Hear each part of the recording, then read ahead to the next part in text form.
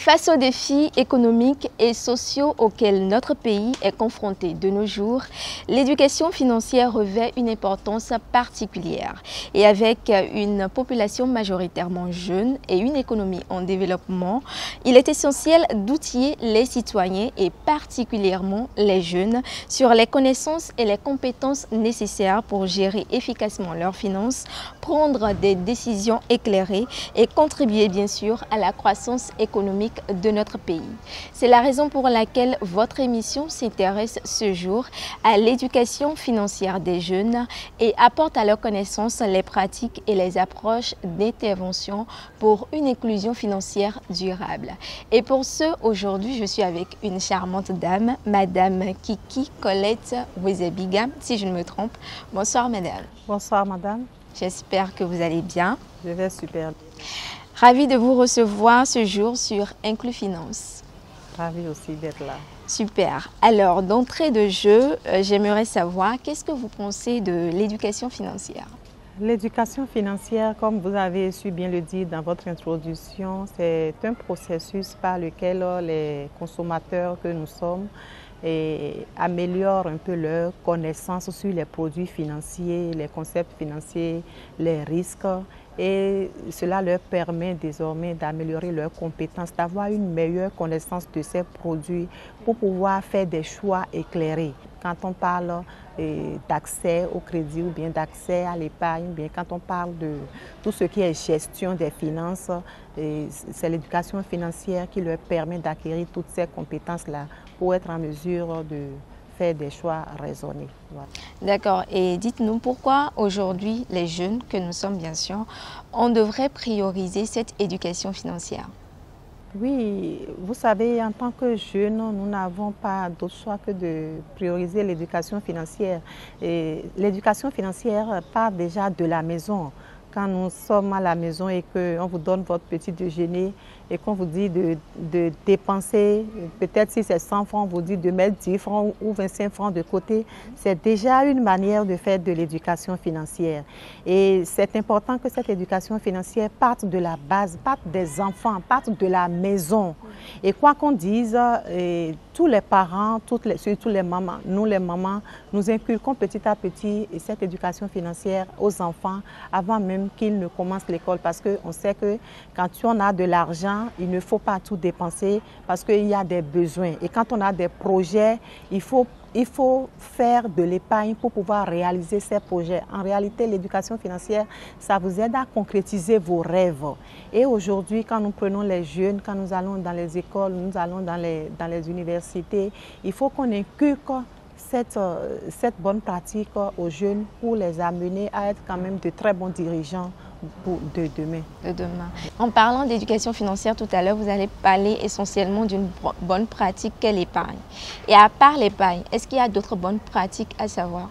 Oui, nous avons beaucoup de bonnes pratiques parce que quand on parle de l'argent, on est obligé d'énumérer l'ensemble des bonnes pratiques, sinon nous allons courir à perte. Oui. Quand vous arrivez à savoir épargner et que vous pouvez savoir dépenser l'épargne comme il faut pour réaliser un objectif, c'est déjà une très bonne pratique. Oui. Quand vous savez que vous avez besoin d'un financement, ce financement, est-ce que ça doit provenir d'un poche? Est-ce qu'il doit provenir d'une institution financière? Est-ce que ça va être votre propre effort?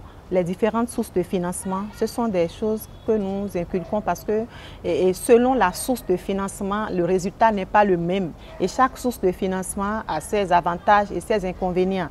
Vous convenez avec moi que si je prends mes fonds propres pour faire mes affaires, c'est totalement différent de si je vais à la banque et que je prends un crédit pour pouvoir faire mes affaires. Il faut devoir éclairer les cibles, éclairer les jeunes, éclairer tous ceux qui ont la gestion, tous ceux qui font la gestion de l'argent. Il faut les éclairer sur toutes ces sources de financement afin qu'ils sachent où aller. Et surtout, quand je parle de l'épargne, il faut qu'ils sachent également où épargner. C'est très important. Aujourd'hui, nous avons plusieurs manières d'épargner. Vous savez, celui qui prend son argent et qui le met sous le lit, d'accord, ce n'est pas une très bonne pratique. Il faut que l'argent soit dans une institution financière formelle. Là, on sait que l'argent est dans de bonnes mains pour que vous soyez sûr de récupérer votre épargne à temps. Donc, l'éducation financière, c'est plusieurs modules, surtout quand nous prenons des entrepreneurs. Il faut qu'ils sachent également négocier un peu. Quand ils vont vers des institutions financières, il faut qu'ils soient en mesure de négocier.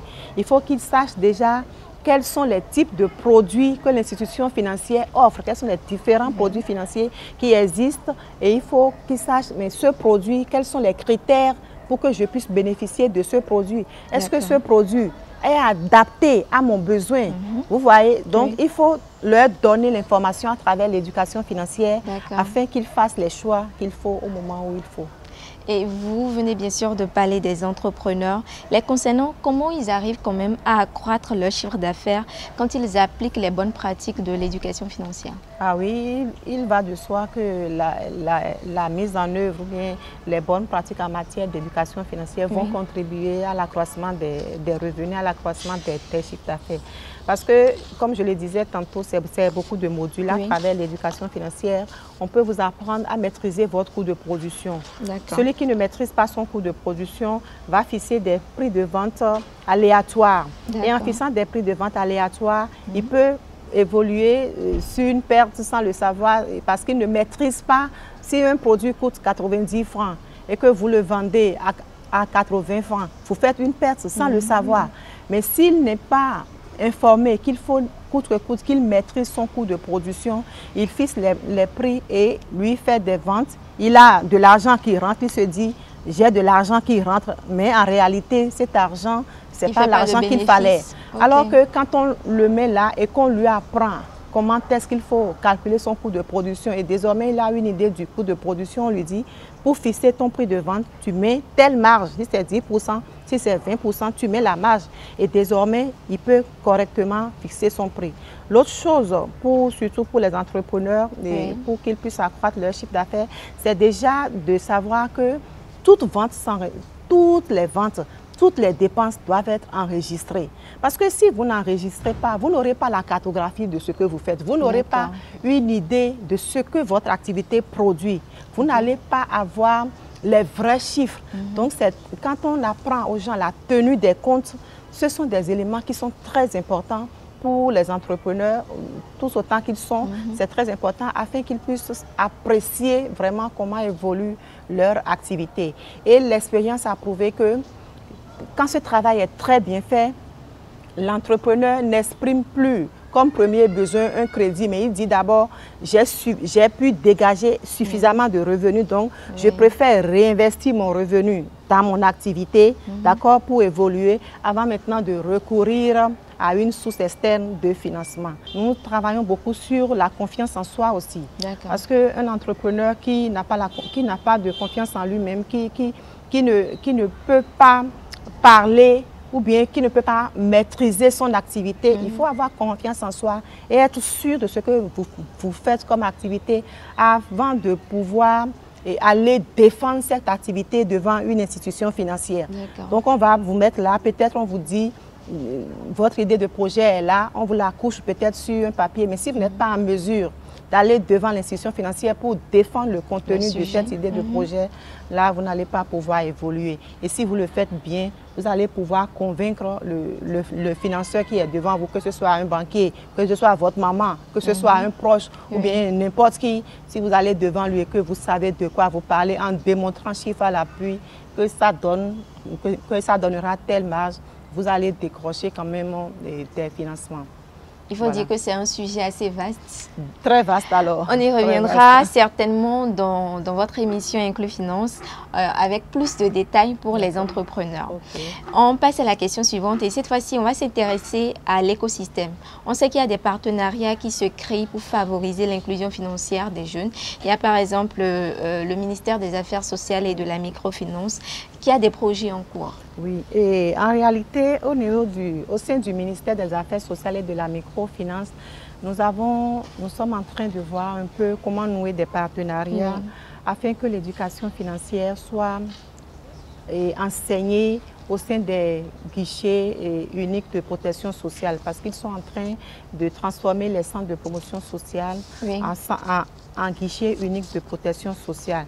Et au sein de ces guichets, il faut qu'il y ait des gens qui soient spécialisés pour pouvoir donner les bonnes pratiques en matière d'éducation financière.